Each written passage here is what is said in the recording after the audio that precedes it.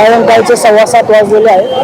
आंदोलक अजून प्रदूषण नियंत्रण महामंडळाच्या ऑफिसच्या बाहेर थांबलेले आहेत. या ठिकाणी ज्या गाड्या दिसत आहेत या गाड्या आंदोलकांनी थांबवल्या होत्या. कारण त्याचं असं होतं की या ठिकाणी ज्या गाड्या आहेत त्या प्रदूषण नियंत्रण महामंडळाचे जे अधिकारी आहेत यांच्या गाड्या अशी त्यांना शंका होती. परंतु याच ठिकाणी MIDCचं जे ऑफिस आहे त्या ऑफिसमधले काही कर्मचारी आहेत ते बाहेर जाऊ इच्छितात अशी माहिती आंदोलकांना दिल्यानंतर आंदोलकांनी या गाड्या बाहेर काढण्यासाठी जागा मात्र दिलेली आहे. मात्र जे प्रदूषण नियंत्रण महामंडळाचे ज्या काही कर्मचारी आहेत यांना मात्र आंदोलक बाहेर सोडण्यास तयार नाही. आंदोलकांनी मात्र त्यांना कुठल्याही परिस्थितीमध्ये सोडायचं नाही. अधिकृत पत्र येईपर्यंत आणि जनसुनावणी जोपर्यंत रद्द होत नाही तोपर्यंत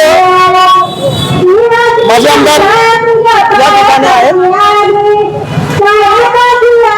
आत्ताच कलेक्टर साहेबांशी बोलणं झालं तर कलेक्टर साहेबांनी सांगितलं तर 19 तारखेला आपण बैठक लावणार आहे. त्याच्यानंतर पुढची दिशा ठरवू. तोपर्यंत आम्ही स्थगित करतो असं पत्र येतो.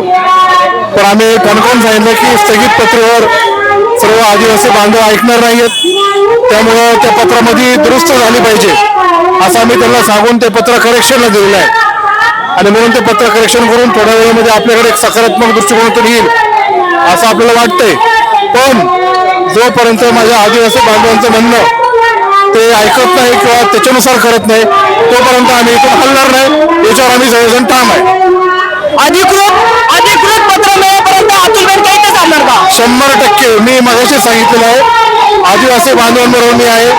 मी त्यांचा लोकप्रतिनिधी आहे आणि म्हणून ते बांधव जोपर्यंत हटत नाही त्यांचं समाधान होत नाही ते मला जे सांगतील त्याप्रमाणे मी करणार. मी माझ्या मगाशी भाषणात पण सांगितलं ते म्हणतील तसंच होणार. त्याची